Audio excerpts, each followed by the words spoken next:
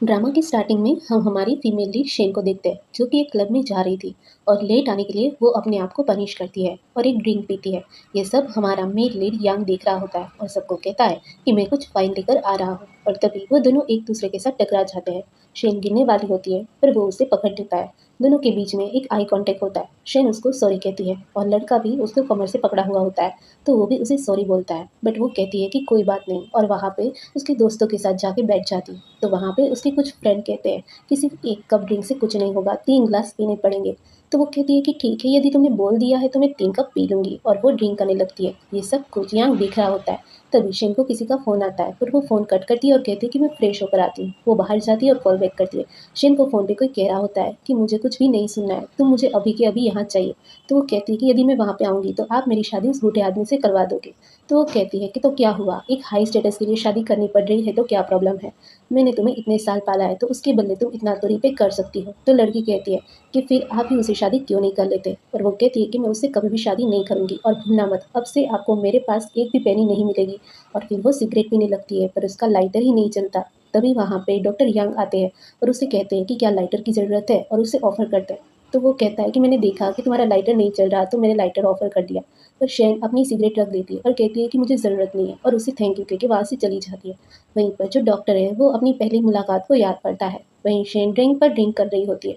Doctor वहाँ पे आता है और कहता है कि मैं इसके बदले वाइन पी लूँगा। तो उसका फ्रेंड कहता है कि तुम कैसे उसकी ड्रिंक पी सकते हो? पर वो उसके हाथ से ग्लास ले लेता है और उसे जूस ऑफ़र करता है। दोनों टोस्ट करते हैं। तो वो उसका नाम लेता है। वो कहती है कि क्या तुम मुझे जानते हो? तो वो कहता है ऑफ़ कोर्स, तुम तो सुपर मॉडल हो और तुमसे शादी करने के लिए पोल किया था। उसमें सबसे ज़्यादा वोट तो तुम्हारे ही थे। तो तुम्हें तो कौन नहीं जानता। शेन मन में सोचती है कि ये अच्छा दिख रहा है और रिच भी है। आज मैं तुम्हारे साथ ही नाइट स्पेंड करूंगी। बाद में वो कहता है कि सर्जरी की ड्यूटी के बाद मैं थक गया हूँ तो अब मैं रेस्ट करने के लिए जा रहा हूँ। और शेन को पास आके कहता है कि मेरे जाने के बाद ड्रिंक मत करना और ये लोग फोर्स करे तो कह देना कि मैंने मना किया है। शेन तो उसे देखती रह जाती है और वो अनाउंस करता है कि मेरे जाने के बाद वेटर एक हनी वाटर इनको दे देना, हैंगओवर करने में मदद करेगी। और पूछता है कि सबको अपने रूम नंबर याद तो है ना, और खुद का नंबर बोल देता है 8615। तो एक लड़का कहता है कि मैंने ये सब अरेंज किया है तो मुझे तो याद ही है।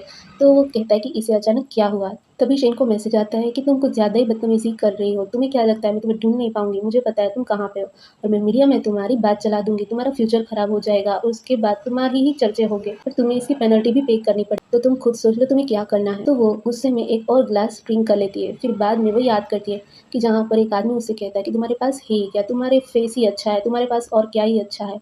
फिर वो अपना रूम का कार्ड की देखती है और फिर ड्रंक होने का नाटक करने लगती है और दरवाज़ा खोलने की कोशिश करती है। तभी यांग दरवाज़ा खोलता है तो वो तुरंत उसकी बाहों में चली जाती है। वो पूछता है कि मैं तुम्हारे लिए क्या कर सकता हूँ? तुम ऐसे क्यों रिएक्ट कर रही हो? तो वो नाटक करने लगती है कि तुम यहाँ पे क्या कर रहे हो और मेरी की से दरवाज़ा क्यों नहीं खुल रहा था और तुम अपने हाथ हटाओ।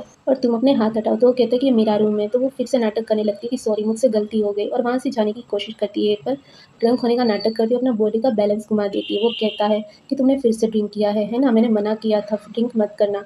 तो वो कहते हैं कि तुम दूसरों को कंट्रोल नहीं कर सकते और वैसे भी मैं तुम्हें परेशान करना नहीं चाहती। तो वो कहता है कि मैंने कब बोला कि तुम मुझे परेशान करना चाहती हो, और वो उसे उठा लेता है और सोफ़ा पे बिठा देता है और उसे हनी वाटर ऑफ़र करता है पर वो नहीं पीती। तो वो कहता है कि ठीक है, मैं तो यहाँ पे रख देता हूँ, तुम खुद से ही पी लेना, और जाने लगता है। पर सैम उसे रोक लेती है, कहती है कि मुझे डिज़ी फ़ील हो रहा है तो तुम मुझे क्या पिला सकते हो? तो वो उसके क्लोज़ जाता है और कहता है कि इसका बेनिफिट मैं लूँगा। फिर दोनों के बीच में क्लोज़ मोमेंट होता है और दोनों ही किस करने लगते हैं और जैसे ही शेन अपने हाथ उसकी बॉडी पे रखने लगती है तो वो उसे रोक देता है।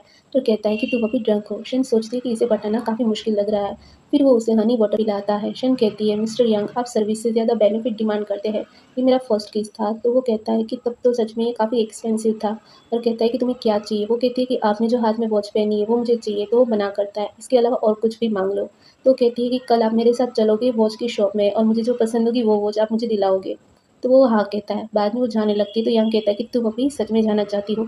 यह ज़ी फैमिली का इवेंट है। लॉबी में काफ़ी रिपोर्टर्स हो गई। यदि तुम नहीं चाहती कि कल की न्यूज़ की हेडलाइन तुम बनो तो आज की रात यहीं रुक जाओ। वो कहती है कि तो मैं क्या करूँ? जब मैं रूम में आई होगी तब भी उन्होंने फ़ोटो तो खींचे ही होंगे। तो क्या इससे तुम्हें ट्रबल होगा? तो वो कहता है कि वो मैं सॉल्व कर लूँगा, पर यदि अभी तुम बाहर गई तो उसे मैं सॉल्व नहीं कर पाऊँगा, और उसे शावर लेने को कहता है। शेन शावर लेने जाती है। वहीं पे यंग फ़ोन करके पूछता है कि किसने शेन को ड्रिंक करवाया? तो वो कहता है कि आपके जाने के बाद मिस शेन को किसी ने ड्रिंक ऑफ़र नहीं किया, वो खुद ही ड्रिंक कर ली थी। वो समझ जाता है कि शेन नाटक कर रही थी। वहीं शेन बाथरूम में सोचती है कि आज की रात कैसे भी करके यांग को अपना बनाना है, और फिर वो बाहर आके पोज़ दे रही थी पर वहाँ उसे देखने वाला तो कोई था ही नहीं। वो देखती है कि यांग तो सो गई। कहती है कि क्या आदमी इतनी जल्दी सो जाते हैं। वो सोचती है कि ये पहला आदमी है जिसने मेरे ड्रंक होने के बाद मेरा फ़ायदा नहीं उठाया। फिर वो उसके साथ फ़ोटो खींचती है और सो जाती है। वहीं यांग तो जाग रहा होता है, वो बस सोने का नाटक कर रहा था। अगली सुबह जब शेन उठती है तो वहाँ यांग नहीं होता है। वो कहती है ये ऐसे ही चला गया, हमने एक दूसरे के कॉन्टैक्ट भी नहीं लिए। तभी वहाँ एक लड़की आती है और शेन को वॉच का कलेक्शन देते हुए कहती है कि ये मिस्टर यांग ने भेजा है, आपको इसमें से जो भी पसंद है वो आप ले सकते हो। वो सोचती है कि मैंने कल इतनी मेहनत की और तुम मुझसे पीछा छुड़ाना चाहते हो, और वो कलेक्शन रिटर्न करके कहती है कि यांग को कहना कि कल रात वो ड्रंक थी, उसे कुछ भी याद नहीं है और इसमें से उसे कुछ भी पसंद नहीं आया। वो सोचती है कि मैं तुम्हें ये फील करवाऊँ, तुम अभी भी मुझे कुछ चीज़ें ओन करते हो, तुम्हें इतनी आसानी से तुम्हें नहीं जाने दूंगी। बाद में वो अपने असिस्टेंट से बात करती है और उसे अपने घर पे बुलाती है और फिर वो यांग के बारे में सर्च करती है तो उसे पता चलता है कि वो सेंट्रल हॉस्पिटल में काम करता है। तभी उसके घर पे कोई नॉक करता है तो उसे कहती है कि आप यहाँ पे क्यों आई हो। उसकी मॉम उसके साथ आदमी लेके आई होती है और उसे वार्निंग देती है कि चुपचाप घर चलो और शादी कर लो। वो कहती है आपको तो पैसे से मतलब है ना, तो मैंने उससे भी ज़्यादा पावरफुल पर्सन ढूंढ लिया है। पर वो आदमी उसे सर पे मारता है जिससे वो बेहोश हो जाती है। तभी वहाँ शेन की असिस्टेंट आती है और कहती है कि ये तुम्हारी सगी बेटी है, तुम इसके साथ ऐसा कैसे कर सकती हो, और मैंने पुलिस को बुला लिया है। और शेन के मोबाइल में यांग की तस्वीर को पॉइंट करती है और कहती है कि तुम्हें पता भी है कौन है, ये सिटी का रिचेस्ट पर्सन का बेटा है, यदि उसे पता चला तो वो तुम्हें बिल्कुल भी नहीं छोड़ेगा। तो उसकी मॉम वहाँ से चली जाती है। वहीं यांग अपनी हॉस्पिटल ड्यूटी खत्म करके जाने वाला होता है। तभी नर्स आके फेंग को कहती है कि एक पेशेंट आया इमरजेंसी रूम में और वो एंटरटेनमेंट इंडस्ट्री से है, उसकी इन्फॉर्मेशन कॉन्फिडेंशियल रखना है और उसका नाम शेनयान है। यांग नाम सुनकर तुरंत भाग कर जाता है। फेंग नर्स को क्लॉथ लिफ्ट करने को कहता है पर यांग कहता है इसको मैं ट्रीट करूंगा, ये मेरी फ्रेंड है और उसे कुछ भी हुआ तो वो मेरी रिस्पॉन्सिबिलिटी होगी। तो फेंग वहाँ से चला जाता है। फिर वो शेन की असिस्टेंट को शेन का टॉप ऊपर करने के लिए कहता है तो वो थोड़ा सा ऊपर करती है। वो कहता है थोड़ा और ऊपर करो तो वो ज़्यादा ही ऊपर कर देती है। तो वो कहता है कि इतना भी ऊपर नहीं बोला था, और वो क्लॉथ को नीचे करके अपना स्टेथोस्कोप रखता है और पूछता है कि ये बेहोश कैसे हुई। तो उसकी असिस्टेंट उसे सब बताती है। वो कहता है ऐसा कौन सा एरिया है जहाँ का पब्लिक सिक्योरिटी इतना ज़्यादा वीक है। तो वो कहती है कि वो ज़्यादा चीज़ें रिवील नहीं कर सकती। बाद में हम देखते हैं कि शेन को होश आता है और अपने असिस्टेंट को कहती है कि अच्छा हुआ तुम टाइम पर आ गई, वरना अभी मैं गाँव फैमिली में उस बूढ़े आदमी के बेड पे होती। तभी अंदर से यांग आता है। यांग पूछता है कि अब तुम्हें कैसा लग रहा है। वो कहती है मैं ठीक हूँ, बस थोड़ी सी थकान लग रही है और आपको मुझे एग्जामिन करने की ज़रूरत नहीं है, और वो सो जाती है। यांग फिर वहाँ से चला जाता है। उसके जाने के बाद असिस्टेंट कहती है कि तुम दोनों तो फ्रेंड थे ना। शेन कहती है कि किसने कहा। वो कहती है यांग ने बोला और उन्होंने ही तुम्हारा चेकअप भी किया था। शेन कहती है कि वो तो सीनियर सर्जन है, उसके बाद भी मेरा माइनर चेकअप उसने किया। तो उसके असिस्टेंट हाँ कहती है। बाद में उसके असिस्टेंट यांग के पास जाके कहती है कि शेन को स्काल्प में और चेस्ट में पेन हो रहा है। तो यांग कहता है कि ठीक है मैं देख लेता हूँ। पर असिस्टेंट कहती है कि शेन ने कहा है, चाहती है कि उसका चेकअप दूसरा डॉक्टर करे। तो यांग कहता है अभी मैं ही यहाँ पे डॉक्टर हूँ। तो मियाँ कहती है कि डॉक्टर फेंग भी तो है। यांग कहता है कि उसकी ड्यूटी खत्म हो गई है। फेंग कहता है मुझे ही नहीं पता मेरी ड्यूटी खत्म हो गई है। तो यांग उसे देखता है तो फेंग कहता है हाँ मेरी ड्यूटी खत्म हो गई है। तो यांग तुरंत देखने चला जाता है। यांग को देख के शेन कहती है कि मैंने बोला था मुझे डॉक्टर चेंज करना है। मियाँ कहती है कि अभी सिर्फ यांग ही अवेलेबल है और अभी मुझे जाना चाहिए, और वहाँ से चली जाती है। यांग कहता है कि तुम्हें क्यों डॉक्टर चेंज करना है, क्या मेरी मेडिकल स्किल इतनी ख़राब है या फिर मेरी किसिंग स्किल इतनी पुअर है। कल मुझे किस करने के बाद तुम मॉर्निंग में बिना गुड बाय बोले ही चले गए, ये साफ था कि तुम मेरे साथ एंटेंगल होना नहीं चाहते। तो मैं भी समझ गई हूँ, मुझे दूसरा डॉक्टर चाहिए। पर वो उसे सुलाता है, कहता है कि हेल्थ इंपॉर्टेंट है और उसको चेक करने के लिए उसका टॉप लिफ्ट करता है। शेन कहती है मेरा फ़ायदा उठाने के बारे में सोचना भी मत। वो कहता है ये चीज़ तुम्हें कल ड्रिंक करते समय याद नहीं आई कि मैं तुम्हारा फ़ायदा उठा सकता हूँ।